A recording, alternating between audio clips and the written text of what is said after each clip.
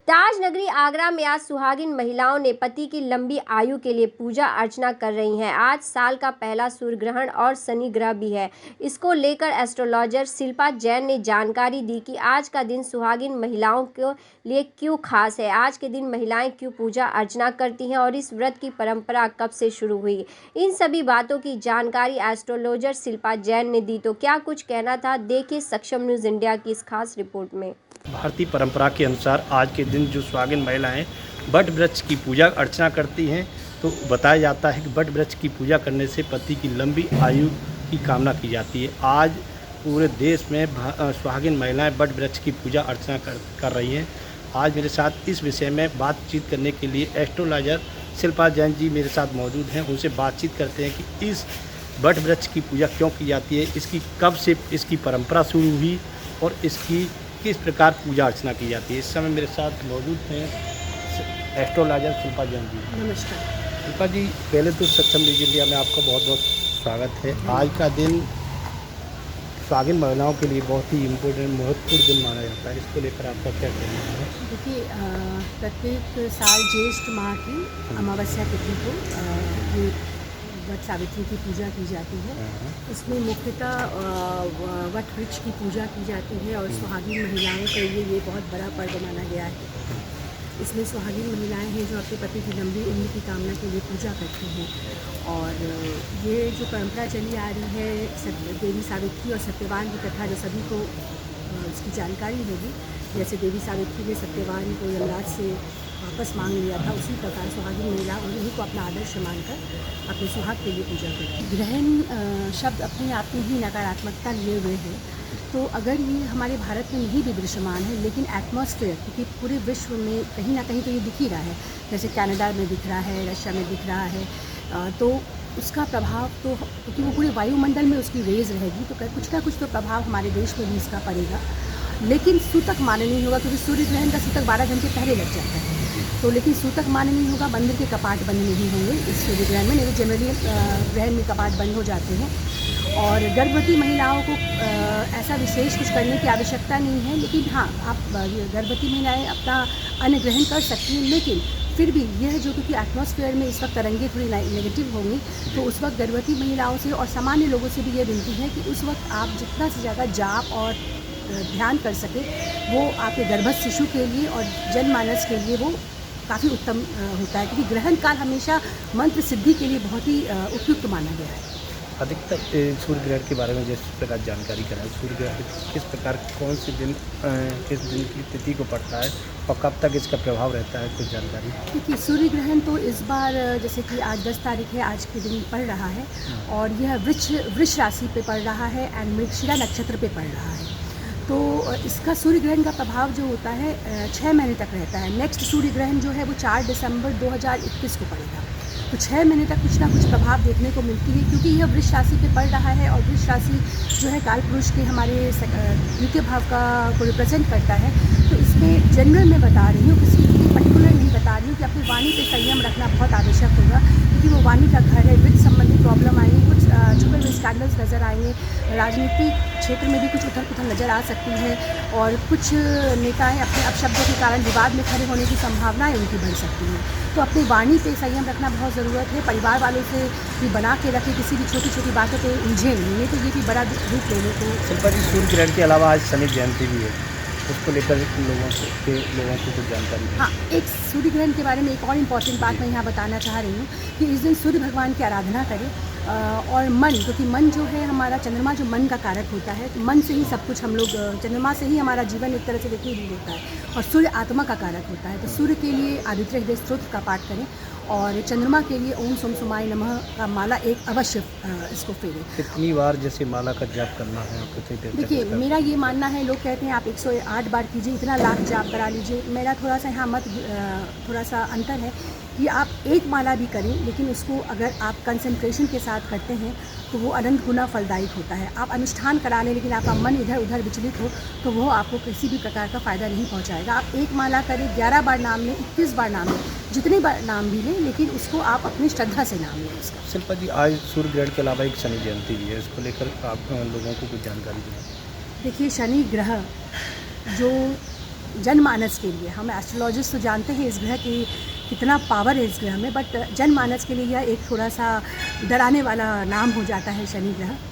लेकिन शनि ग्रह में इतनी शक्ति है, वो न्याय के देवता है, और अगर कोई भी इंसान न्यायपूर्वक, ईमानदारी पूर्वक धर्म के रास्ते पे चलते हुए अपना कार्य करता है तो शनिदेव उसको कुछ नुकसान नहीं पहुंचाते हैं, उसको उनका उल्टा बहुत ही अच्छा फल मिलता है। राजा से रंक बनाने और रंक से राजा बनाने में शनिदेव के अंदर क्षमता है। आज क्योंकि ज्येष्ठ माह की अमावस्या तिथि को शनि जयंती भी पड़ रही है, 3 महत्वपूर्ण चीज़ आज पढ़ रहे हैं। शनि जयंती न्याय के कारक है, जैसे मैंने शनि देवता जो मैंने जैसे बताया कि न्याय के कारक है और कर्म के भी कारक हैं। तो जिनकी भी शनि की ढैया साढ़े साथी या शनि की महादशा चल रही हो, उनको आज के दिन शनिदेव की विशेष पूजा अर्चना की जानी चाहिए। शनि देवता जो है हमारे लेबर क्लास को भी रिप्रेजेंट करते हैं, वो दुख दरिद्रों के भी स्वामी हैं वो। तो आज के दिन अवश्य किसी भी गरीब को भरपूर भोजन कराएं। अपने कर्मचारियों को अगर आप अपने से सदा खुश रखते हैं तो शनिदेव आपसे हमेशा खुश रहते हैं। शनिदेव का एक वैदिक मंत्र है जो कि बहुत ही प्रचलन में है। इसका जो बीज मंत्र है वो तो ओम शम शनिश्चराय नमः है, और जो इसका वैदिक मंत्र है नीलांजनम समाभासम रविपुत्र यमाग्रजम छाया मार्तंड संभूतम तम नमामि शनिश्चरम। ये 2 लाइन का ही मंत्र है, लेकिन ये मंत्र में बहुत बहुत शक्ति है। शनिदेव इससे बहुत प्रसन्न होते हैं। और शनिदेव के जो मेन, जैसे कि हर ग्रह के एक देवता और अधिष्ठायक देव होते हैं, तो शनि ग्रह को प्रसन्न करने के लिए आज के दिन भगवान शिव और ख़ास करके हनुमान जी की उपासना ज़रूर करनी चाहिए। क्योंकि कहा जाता है कि इसके पीछे एक पौराणिक कथा है जो मैं यहाँ वर्णन नहीं कर सकती हूँ, कि हनुमान जी खुश होते हैं तो शनिदेव अपने आप ही बहुत खुश हो जाते हैं। तो हनुमान जी का जैसे बजरंग बाण हो गया, सुंदरकांड हो गया, हनुमान चालीसा हो गया, चालीसा के साथ बजरंग बाण का बहुत इंपॉर्टेंस है। लोग चालीसा पढ़ के छोड़ देते हैं, बट लेकिन उसके साथ बजरंग बाण जब तक आप नहीं पढ़ते हैं उसका आपको संपूर्ण फल नहीं मिलता है। तो सर्वप्रथम गणेश जी की आह्वान करें क्योंकि वो संकट मोचन है। उसके बाद फिर आप शिव जी का आराधना करें, शिव जी को जल चढ़ाएं, और उसके बाद आप हनुमान जी की आराधना करें। गाय को आज आप काला तिल मिश्रित रोटी अवश्य खिलाएं, और जितने भी गरीब लोग हैं या जो ज़रूरतमंद लोग जिसको कहा जा सकता है, गरीब इंसान धन से नहीं होता है, दिल से भी होता है, इसलिए मैं कह रही हूँ जो ज़रूरतमंद इंसान हो उनको आज भरपेट उनका सम्मान करें और उनको भरपेट भोजन कराएं। इससे आपके शनि ग्रह बहुत कम होंगे। कुछ राशियों पे इसका अच्छा प्रभाव, कुछ पे सामान्य प्रभाव और कुछ पे बुरे प्रभाव पड़ेंगे। राशियों की जहाँ तक हम बात करते हैं तो वृष, मिथुन, तुला और कुंभ पे इसका परिवार अनुकूल प्रभाव नहीं है। थोड़ी पारिवारिक समस्या, आर्थिक समस्या आने की संभावना हो सकती है। मेष ग्रहण में जैसे जानकारी राशि के बारे में जानकारी है, तो सबसे भारी राशि किस उस पर पड़ने वाली है? देखिए, ये वृष राशि पे पड़ रही है ये ग्रहण, तो वृष राशि के जातकों को थोड़ा सा सावधानी रखना होगा। और ऐसे तो सभी के लिए सामान्य रहेगा, सिंह, कन्या, धनु के लिए सामान्य रहेगा, और मेष, वृश्चिक, कर्क, मकर के लिए थोड़ा सा हेल्थ एंड वेल्थ का प्रॉब्लम होने की संभावना हो जाती है। मेन है कि इसमें लोगों को इसमें कोरोना केसेस बढ़ने की भी आशंका बढ़ जाती है, और जो लोग यात्राएं कर रहे हैं उनको बहुत सोच समझ के यात्राएं करनी पड़ेंगी, क्योंकि यात्रा में भी प्रॉब्लम्स थोड़ा सा आने की उनकी संभावना हो जाती है। लेकिन हम लोग मंत्र जाप और मानसिक पूजा से, मनसा पूजा जिसको हम लोग कहते हैं, मनसा पूजा, इसका बहुत ही गहन अर्थ है।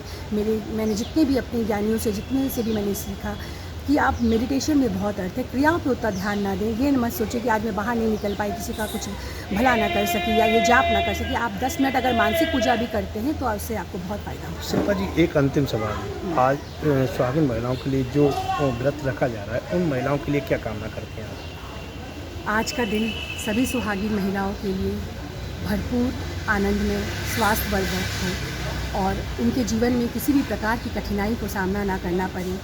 कहा जाता है कि जब एक लड़की की शादी होती है तो माता पिता यही कहते हैं कि आप ससुराल में जा रहे हैं तो वहाँ से उसकी अर्थी ही उठनी चाहिए।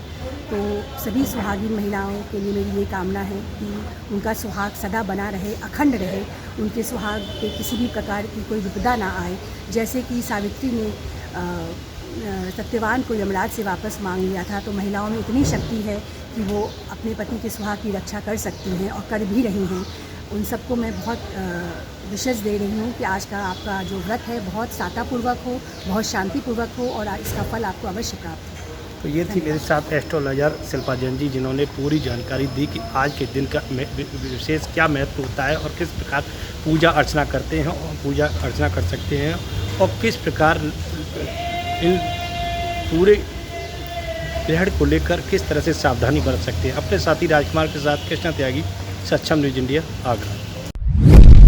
आप देख रहे हैं सक्षम न्यूज़ इंडिया, सबसे पहले सबसे तेज।